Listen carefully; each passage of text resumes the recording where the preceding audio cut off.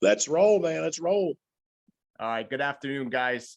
My name is Nick Papa, and I'm joined by Jeff Skull Miller, Tommy Probst, and Pablo Pasalacqua from the Harrisburg Bureau of Fire. And we're here to have a real casual kitchen table style conversation to discuss some fire footage from a recent fire that they had, which was, in my opinion, one of the finest examples of coordinated fire attack that I've seen captured on video. And this is something that's not uncommon for Harrisburg. If anybody has been following their social media pages or Chief Bastinelli's page, they post a lot of GoPro videos and helmet cam videos that are tremendously valuable for us in the fire service to observe and watch and have these type of conversations. So after I posted the video up on social media, I had the idea to, once I had the opportunity to find out who was actually in the video, I reached out to these guys, and they were gracious enough to agree to come on and actually discuss what took place in the video. A lot of times when we see fireground footage, it's one moment in time from one angle, and we don't have the specifics. So what a great opportunity to be able to sit down and talk shop with the guys that were actually there, that did the actions that we saw in the video, and so we could all benefit from it. Because all too often these videos, the conversations that happen in the comments feed can go sideways really quick. So let's keep it really positive and have everyone walk away with some good nuggets and some takeaways so we could all learn from it. So what I want to do is just start out, have each one of you introduce yourselves, and then somebody step up and just give a little background on the city of Harrisburg and the Harrisburg Bureau of Fire. All right, well, I'll go first since I'm the big mouth here of the group. My name is Jeff Miller. I'm a lieutenant with the Harrisburg Bureau of Fire. Oh my, I think I have 22 years on the job right now. Over 40 years total in the fire service, both suburban, urban, and military. So I've been doing this for a while now. So I'll just give you guys a quick background on the city of Harrisburg.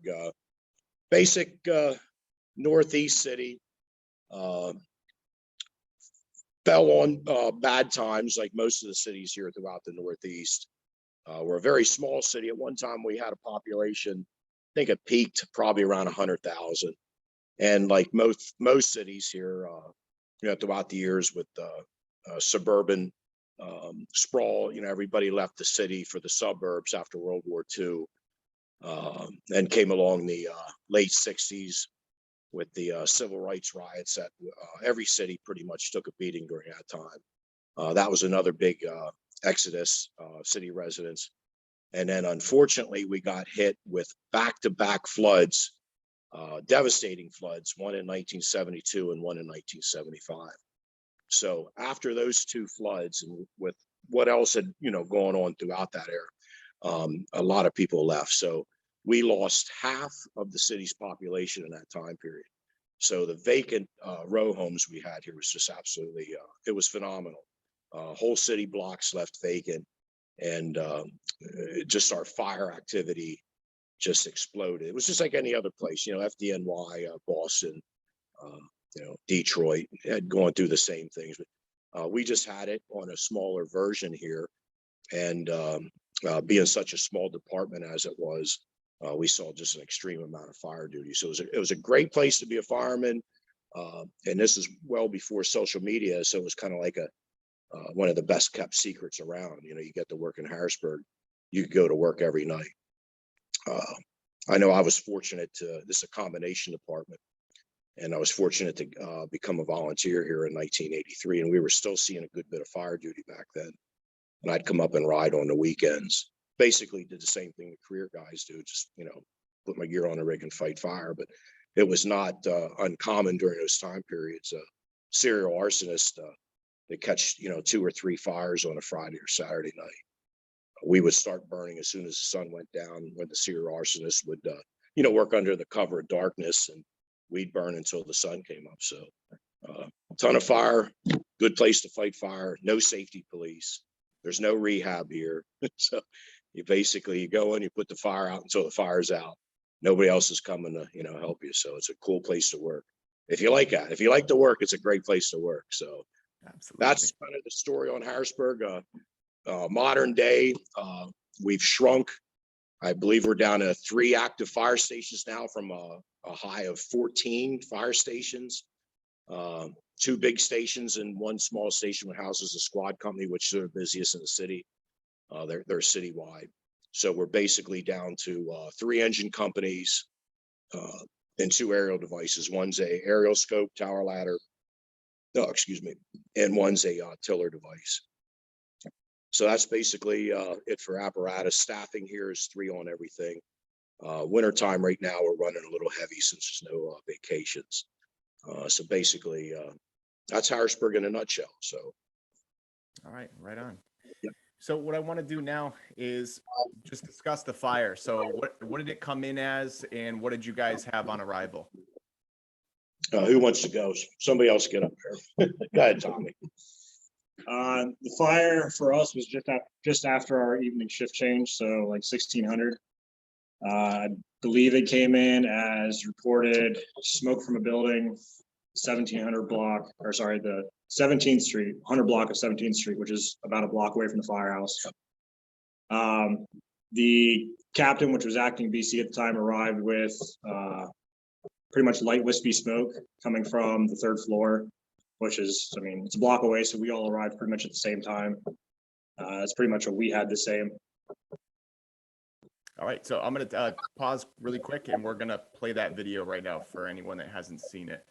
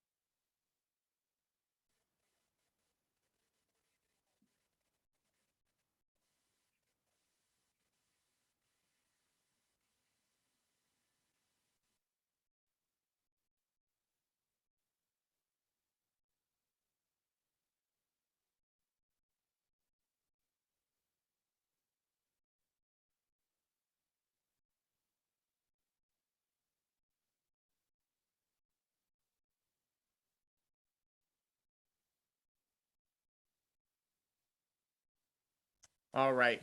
So now that we watched the video, we'll shift over to Pablo, and I want to get his take on what he saw, what he heard, and why you did what you did.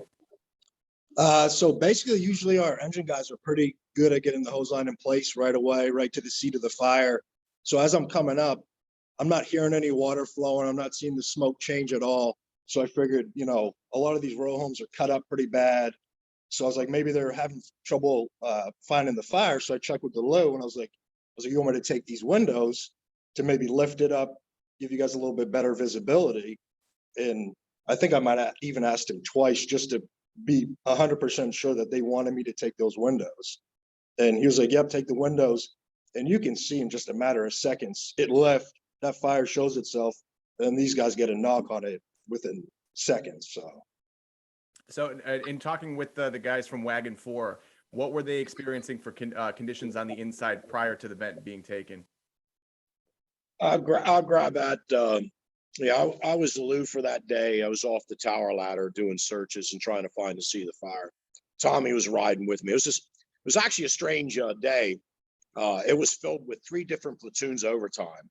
And I can't remember even which month that was, but it was kind of odd because they had A, B, and C platoons working for that. So that always kind of a little sketchy too, because you don't know how the other guys work on the platoons. So that being said, me and Tommy bailed off the tower ladder real quick.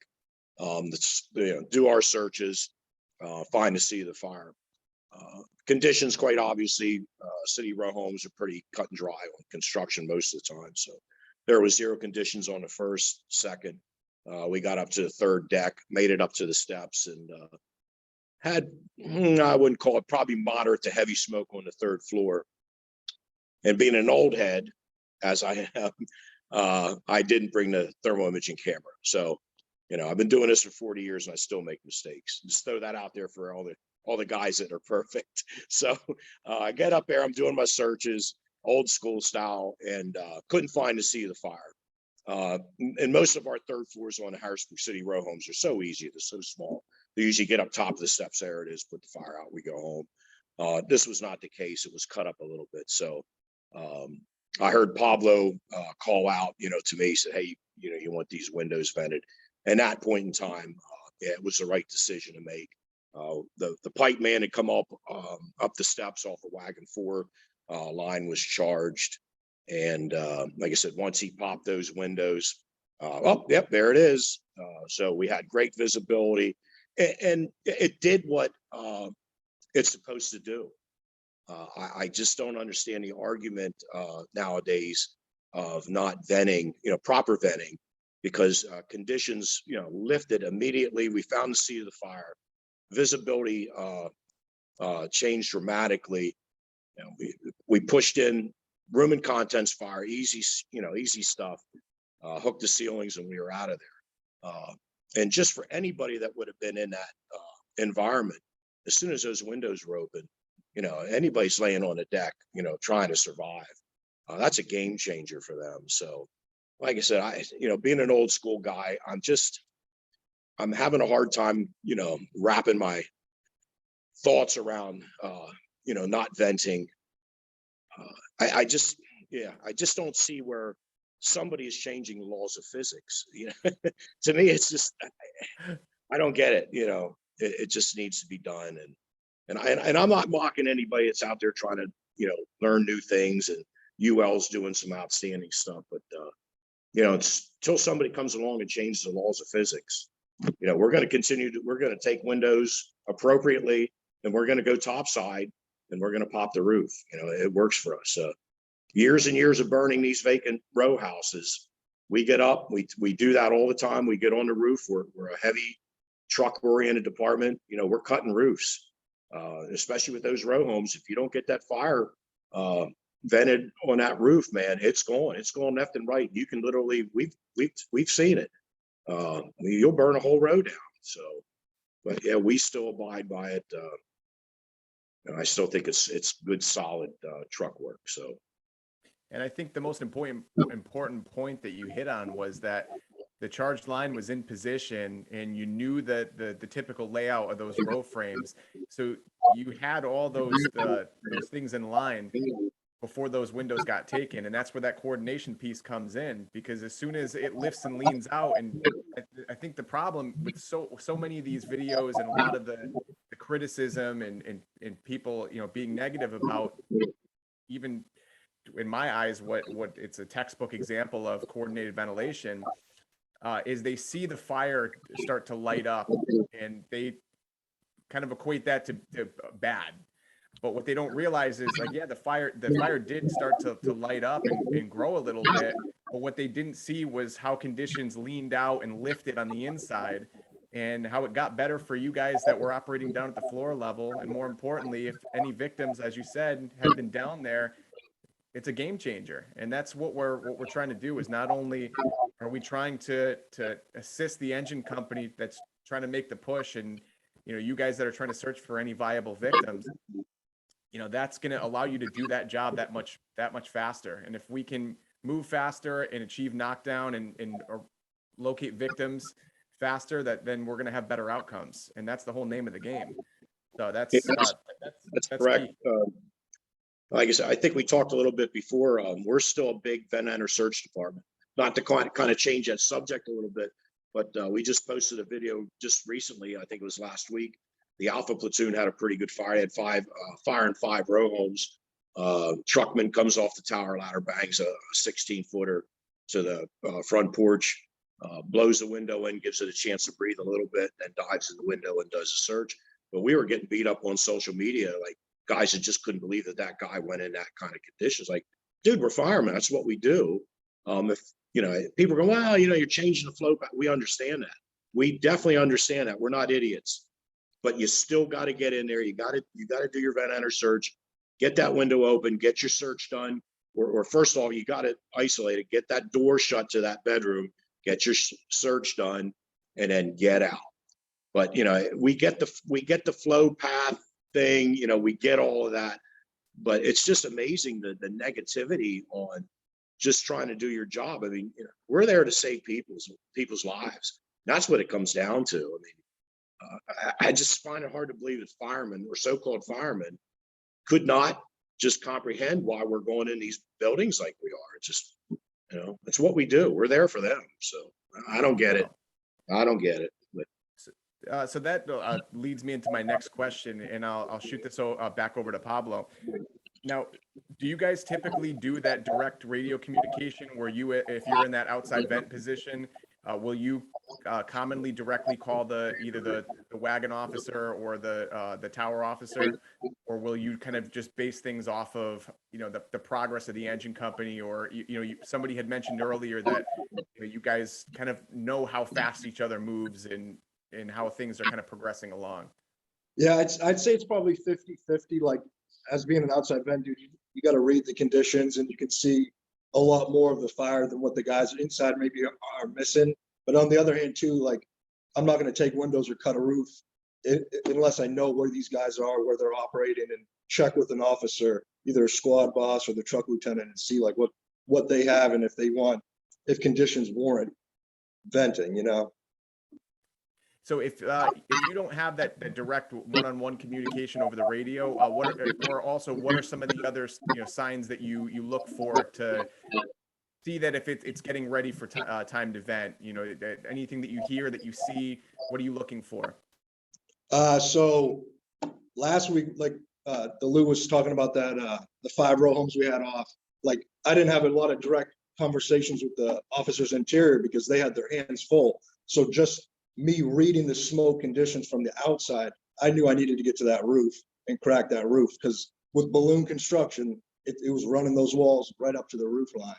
And there was, you know, a ton of fire on the C side, a ton of fire on the first floor, but 2 and 3, because it was in the walls going to the roof, you know, I had to kind of make my own decision to be like, well, it's not getting any better for these guys, and this is some snotty smoke coming from the roof. Nick, just to add on to what Pablo had just said, not all row homes are created equal.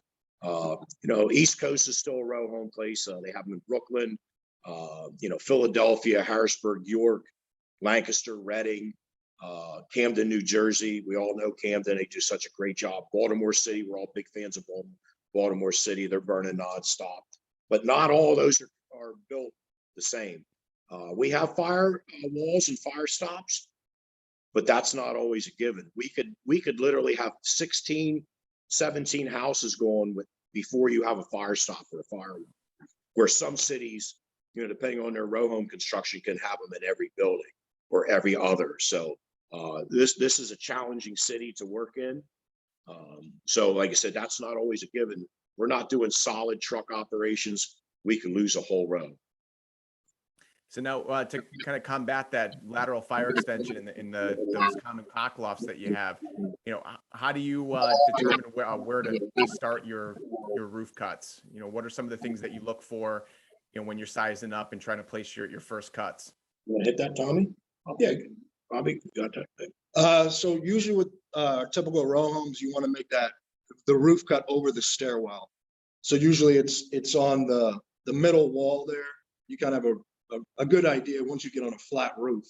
You can kind of read the roof and you know where the stairwell is. But that's usually, if we're going right to the roof, that's the first cut we're doing, is right over that stairwell on either the second or the third floor. Gotcha. Tommy, anything else you want to add on that? No, he's pretty much got it. I mean, that's pretty much the way we operate. Anytime that we have one of these rows, that's the first place we go, because that's where you're going to get the most relief for the guys inside, because you just have more common space there. Typically, after we make that cut, if we need to, let's say if it's top floor fire, we will go to the room directly over the fire. We'll make another pop if we need to, if we're not getting enough, or if we don't feel like we're getting enough out of the first hole. But like you said, we typically move pretty fast. So by the time you get that first hole, usually things are settling down inside to where you don't need a second one. Gotcha. Now with your row homes, is it typical to have any natural openings like skylights or scuttles over the interior staircase? It's not overly common. We see it sometimes, but usually if there were ever any there, they're usually tarred over, so you don't really, if anything, you're watching where you're stepping so you're not falling through one. But now usually we don't have a whole lot of that. Gotcha. All right. So just to go back to Pablo, when you were doing the window venting, what was kind of your process of, where you started to vent and kind of the pace that you were venting the windows, and what was your thought process in doing that? Because if you watch the video, you're very deliberate in your actions with, the speed at which you took the windows, and taking the top versus the bottom first. And can you just walk us through, what you're doing? So if we're riding heavy on the truck, usually we'll have 2 guys in the bucket for OV, but that day we only had 3, so which is typical in the city. So it leaves you 1 guy in the bucket. So you got to manipulate the bucket and vent on, and then go back and move the bucket, and then go back and vent, and then go back and move the bucket. So basically, just I was trying to work on the downwind side. Upwind side. I'm sorry, and just the way it worked out was when I boomed up, I took that left window. And then I took that big middle window, and then the last window where the air conditioner was. Like, I'm a big proponent of pushing those in. I know a lot of people say you're going to push it on a victim, but I've seen videos all over the internet of air conditioners falling on firemen or pedestrians. So, that 2 or 3 foot fall into the windowsill is better off than it falling 3 stories under the street.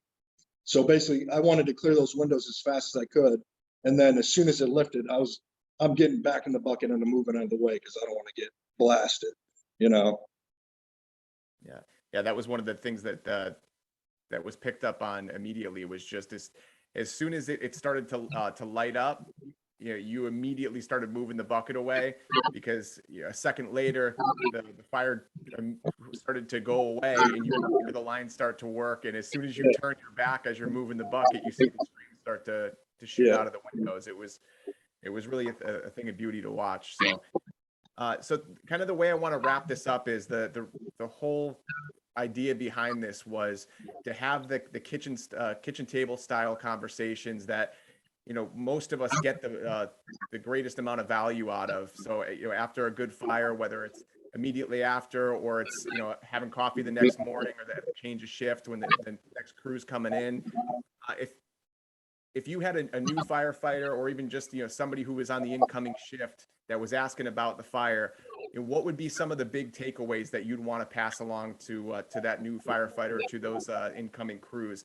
What were some of the big nuggets that you'd want them to really take out of that fire? Good, Bob's, you're already up there. Good. Then Tommy, you can go. I'd say the biggest thing is like, it wasn't any crazy fire, just a room and contents, pretty bread and butter for us here. But the coordinated ventilation with the engine crew is the biggest thing, because there's tons of videos online of dudes running around smashing windows and the whole place lights up. So, it took me 5 seconds to ask the Lou, like, yo, you want me to take these windows? And he's like, yeah. And that was it, and from room and contents to maybe, it could have started to run the row if we didn't get a knock on it early. So it doesn't take long to just do clear, concise radio traffic, talk to the officer interior, and, I think it went really well. We work pretty good here in the city. Yeah, I'd agree. What about you, Tommy? For me, I basically was a new guy at this fire. I think I had maybe 2 years at the time. So for me, it was a learning experience for me to turn around and look back and see exactly what Pablo did, why he did it. Because at this point, the way Harrisburg works is our job goes in a progression. So you don't become a driver operator until year 3. So at this point, I wasn't a driver operator yet, but it was great for me to see what Pablo did and what it did for us on the inside, and being part of the search crew. Definitely how fast we move here in Harrisburg, especially when it comes to row homes, the speed in which we get truck guys in searching, the speed in which we get engine guys in on the line. And like most cities are complaining about these days, short staffing, just seeing how much we can do with 3 on each piece. This fire was handled with 1 engine and 1 truck, basically. So just seeing the way we operate, like I said, I was basically a new guy. So seeing that definitely helped me, definitely helped push me to see, where I fit in here. So I would basically just push those same lessons on to a new guy. Excellent. Skull, you want to wrap it up? Yeah, I sure do. And I'm not going to really get into tactics as much as I am about firemanship. Like I said, and you even mentioned on it, we do a fairly decent job of social media here. And I've posted a ton of fire helmet footage over the years. And I just want to throw this out. Like I said before, I'm a 40+ year veteran of the fire service, and I've been in just hundreds upon hundreds of fires now. And I'm getting ready to retire here very shortly. And one thing I want everybody to keep in mind, no matter how long you've been doing this, whether you've been a 40-year member, 30-year, or just a new guy, you can do this job a million times and you can still get hurt, you can still get killed, and you're still going to make mistakes. I make mistakes probably every fire I go to. And that's a fact. Anybody that says something different, they're full of shit. Excuse my language. But yeah, and the social media thing, I love it. It's just a good way to see a lot of things, how different people throughout the country operate. But the upsetting part is the negativity all the time. And I tell firemen all the time, I said, guys, look at a video, learn from it. You may see something that we had posted in Harrisburg, like, okay, that's stupid, that's dangerous, that's not how we're going to do things, and that's fine. I have, no problem with that. But don't beat somebody up. It's just not the right thing to do as a fireman. Take those lessons that you've seen and try to learn from them. If you can get better by that, by all means, that's a great day. But the social media beatdowns that we're seeing constantly, that's got to go away. It probably never will. Social media is here to last for a long, long time. But yeah, take a look at stuff that's going on through different parts of the country. So you can learn a lot from watching some of this stuff. And some stuff's good, some stuff may not be, that great. But don't go out and bash somebody. There's people bashing some, poor local volunteer fire department that might go on 2 or 3 fires a year. There's no need for that. These guys are trying to do the best they can. The biggest fire department in the world still screws up every day, guys. It's just a fact. The small ones do, the big ones do. It's just the way it is. But anyhow, yeah, the fire service needs a lot more love and a lot less hate. That's how I like to wrap that up. Thanks, Nick. That's a perfect way to end this out. And I think social media, when used for good intent, it can be so positive. I mean, it brought the three of us together, even though we're a few states apart, and be able to have this conversation and then be able to broadcast it out to the rest of the American Fire Service is pretty amazing. So now it's not just the other Harrisburg firefighters getting to learn from you guys at the kitchen table. Now we just took that same style of conversation, and now everyone can benefit from it. So I really appreciate you guys, coming on board with this and doing it really on a whim. I hope everyone gets the same value that I got out of it. And I really hope this is a motivator for anybody that hasn't been aware of what Harrisburg's been doing or how they operate. It's really a piece of motivation for those of us that are shorter staffed, because Harrisburg has all the big city, ghetto urban problems, and they do it with a fraction of the staffing. So, you look at what having a positive mission-oriented culture, guys that are into the job, that understand their purpose, that are well-trained, and you look at when all that comes together, and you can see it in all the videos that are posted from you guys, the high operational tempo, just the level of competency and proficiency is just in the forefront of everything that you guys post. So, I can speak for myself that I appreciate the things that you guys are doing and sharing with the rest of the fire service, and look forward to crossing paths with you guys again. And again, thank you for your time. I really appreciate it. Thank you, Nick. Yeah, thank you. Have a good night. You too. Have a safe tour, fellas. Yep, sure will. Thanks. Bye-bye.